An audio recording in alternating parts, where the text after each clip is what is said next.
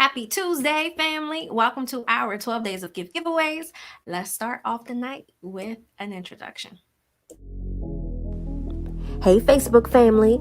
I'm Lanita, hosting your favorite student success strategist, and I coach high school students to identify and go after their dream career. And you are joining me tonight for our 12 days of giveaways. You know I'm excited, and I got something good.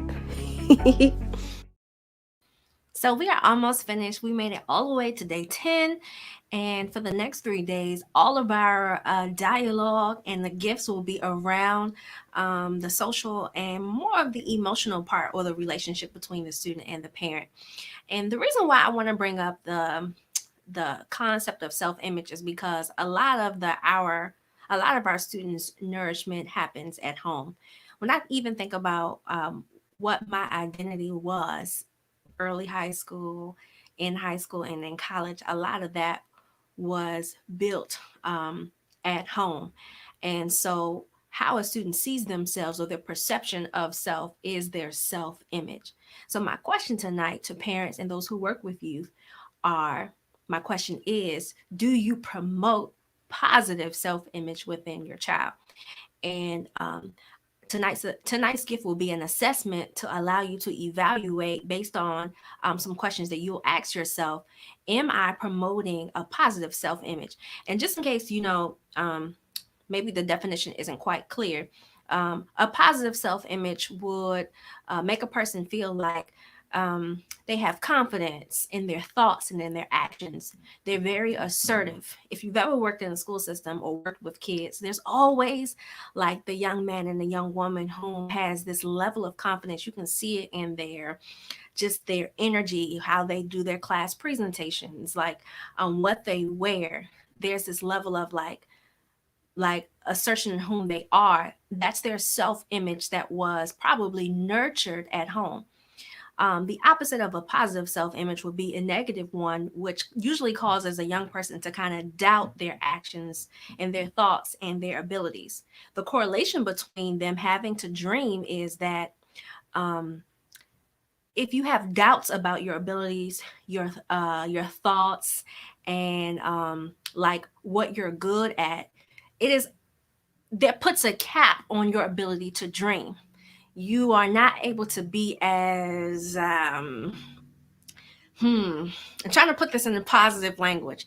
You're not able to be as like optimistic or as like fervent or as engaged in some things that seem hard to reach. You're easily self-sabotaged in your thoughts only because you don't even to you you can't even conceptualize how you yourself could actually do that. And so a lot of our students' abilities to dream does impact or is stemmed from their self-image. And you probably know this, your self-image also impacts your self-esteem. And so your self-esteem affects the things that you go after. Certainly it affects like the scholarships and the schools that students choose, to some degree their major, who they start to date. So there are a lot of compounding effects of a person having maybe a not so positive self image and how that later on develops in life. And if you ever struggle with self image, and I have, I can clearly see the correlation. Not only is it positive human psychology, but if you've like grown folks say, if you've been through life a little bit, you can make the connection between the two. And so tonight's gift is an assessment for parents to assess how am I contributing to a healthy or developing a healthy self-image of the person in my life or the child in my life. And so I just dropped the link in the comments. You can take the assessment and rate yourself. Now, the goal is that you will not be able to, well, if you can rate 10 on all of them, awesome.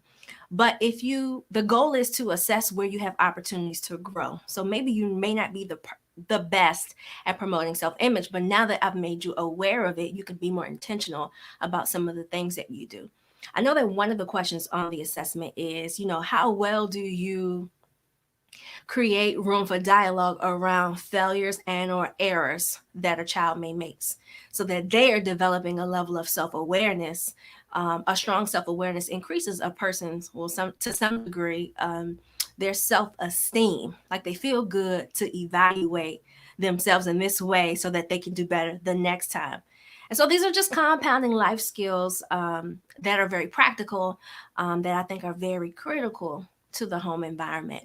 And so that's why they are part of the 12-day series. This topic tonight was a little sensitive. It's a little sensitive. And actually, for our final 2 days, they will both be very sensitive. And so I dropped the assessment in the comment box. I want you to take it. And wherever you find an area of opportunity, make that a part of your, if you make a resolution list for the new year, make that a part of your thing. I don't make resolutions, I just make goals. Make that a part of your goal. I'm going to try and be more, whatever that is for you, or less, or whatever that is for you. All right. So that's our gift for tonight. And that concludes day 10 of our 12 days of gift giveaways. We got just 2 days left. The remaining 2 will also be about, like I said, the emotional bonding, because essentially that's what we're doing between a child and their parent and or a mentee, godparent, or guardian. All right. So if you have any questions or comments that you want to leave about tonight, you can drop them in the comments section. And if not, I will see you tomorrow, 8 p.m. Eastern Standard Time, for the last 2 days of our 12 days of gift giveaways. I'm Lanita Hosting, your favorite student success strategist, and I will see you tomorrow, 8 p.m.